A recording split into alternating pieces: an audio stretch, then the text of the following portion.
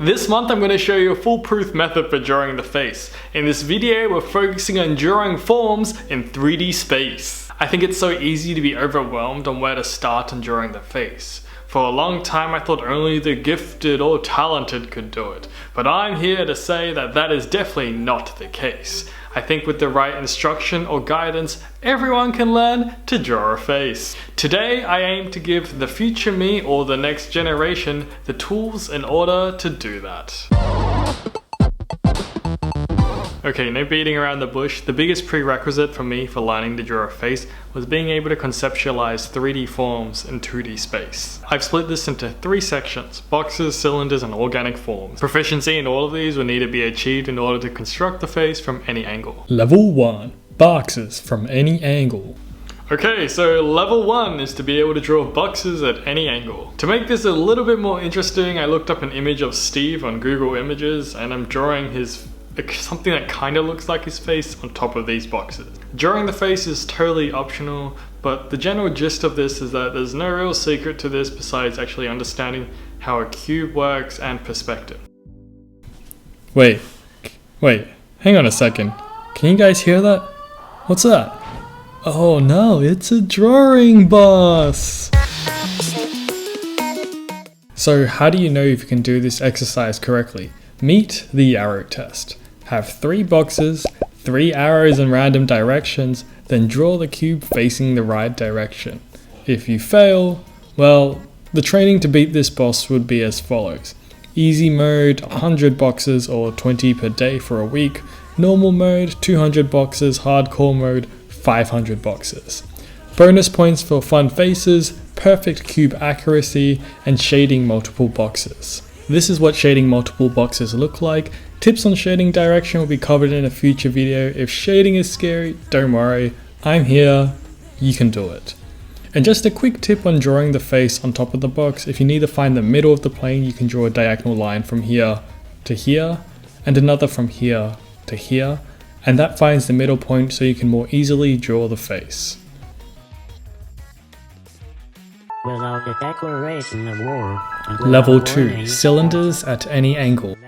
Being able to draw a cylinder at any angle is also super important to be able to construct a face. I've also noticed that Andy Kung on Instagram sometimes breaking down his faces into simple cylinders.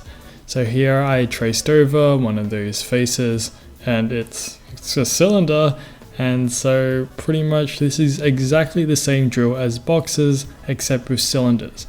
Drawing repetitions of cylinders at as many different various angles you can think of, and then you can just slap on a face if you want to make the exercise more fun for yourself. For a bit more of a challenge, you can actually bend the cylinder. I got this idea from realizing a cylinder with a face kind of looks like the sandbag in Super Smash. And also, just like the boxes, you need to be able to add light from any angle that you wish. So here I'm just adding a shadow side and then filling it in. Ooh, it's the boss time. So the cylinder boss is called Arrow Tester. It's the same as a box, random arrows and a 3D form that faces the arrows. However, this time we draw a half cylinder with a face on the curved side. Ooh, battle. Again, if we're having issues, there is a training protocol. So easy mode is 100 cylinders, normal is 200, hard is 300. For fun and bonus points, we can add shadow, faces, and start bending the cylinder. However, just be careful when we bend the cylinder and add faces to not get too sloppy. An example of too sloppy is when the 3D form becomes unrecognizable to a layperson. And for some reason I wrote that if you do the hardcore level, you will become a genius. I may or may not stand by this logic. Sorry Mark, can I have a little bit more help on cylinders? I don't believe in reinventing the wheel, and I think Sinix's video drawing faces from any angle between 50 seconds and 3-minute 30 seconds is pretty good for the cylinder to face concept. I definitely recommend giving it a watch. If you still, however, have issues or would like to submit homework for review, upload it in the Google Forms document found in the description and I'll get to it at a future video.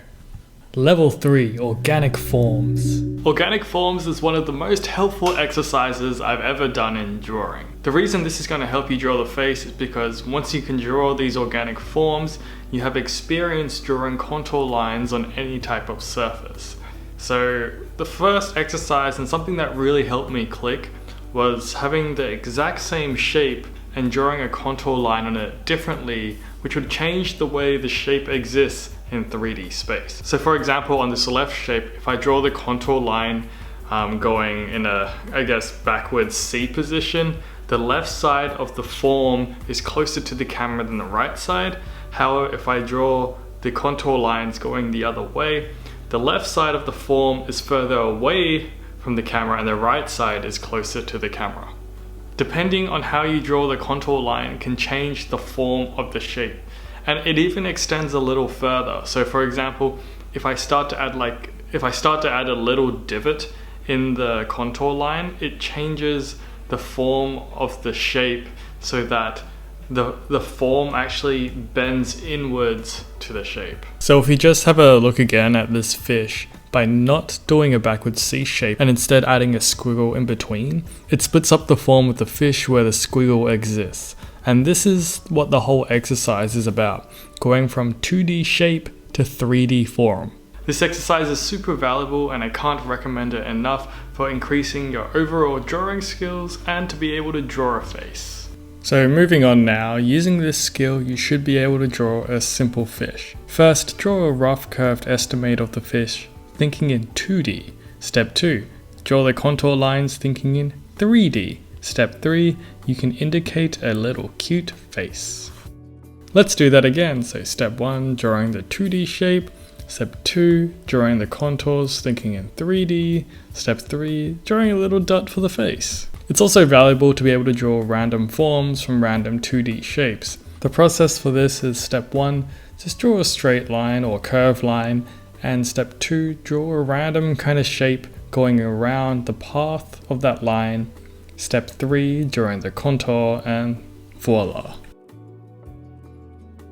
In addition, you can try wrapping one form around the other. So for example, I draw the form wrapping around the other and add the contour line.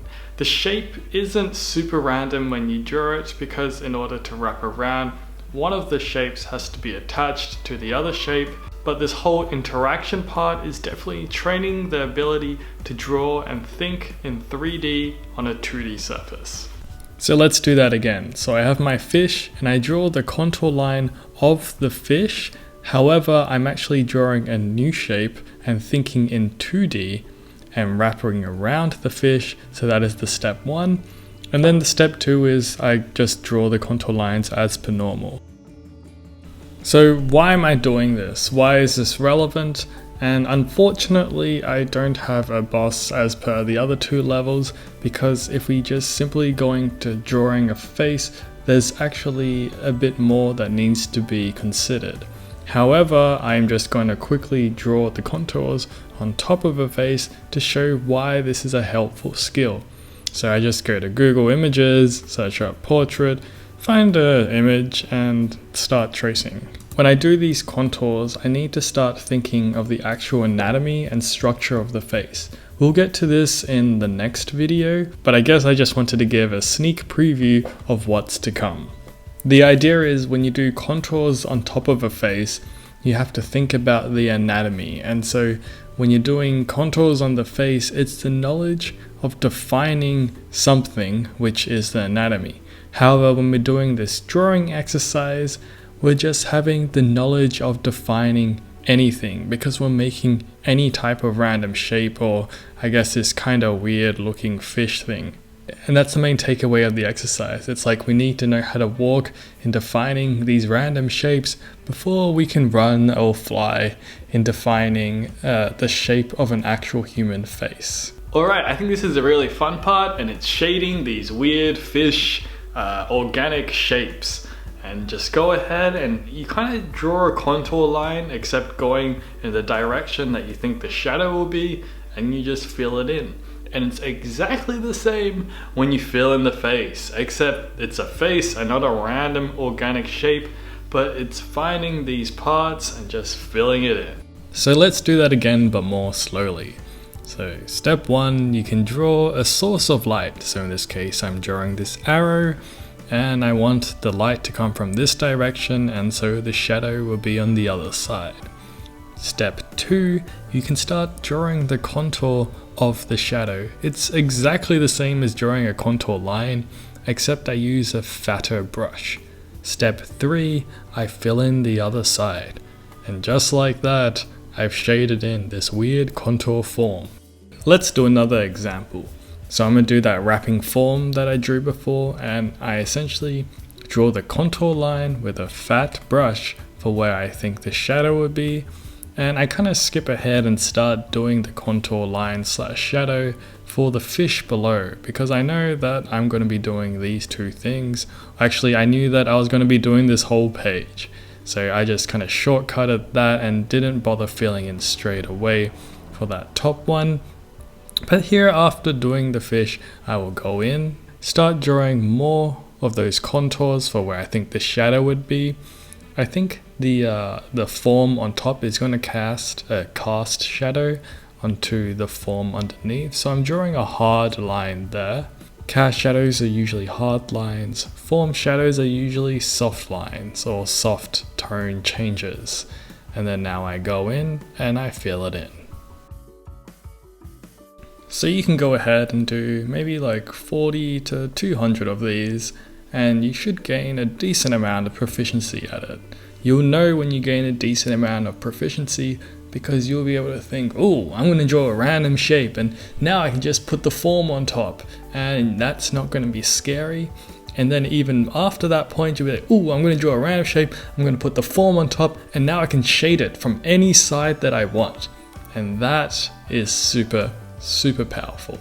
And you can see that I do a quick shadow pass on top of this face, and if I copy and paste it and move it somewhere else, I'm sure you might have seen drawings that look like this, and it's like, okay, the person can they can draw or indicate a face. So if you guys do any of the homework, or if you get stuck, I have a link in the description to a Google Forms, and you can upload your work or send a message on how you got stuck, and I'll address that. This is what the form looks like, and over here you can upload the image of whatever you need help with, or if you just want to show it off, and good luck!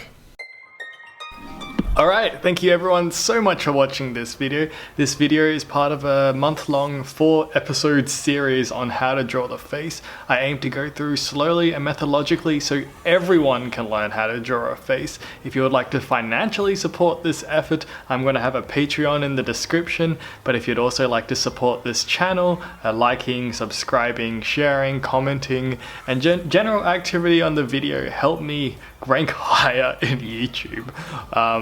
But yes, thank you again guys, and I wish you have a lovely day or night wherever you are in the world. Peace.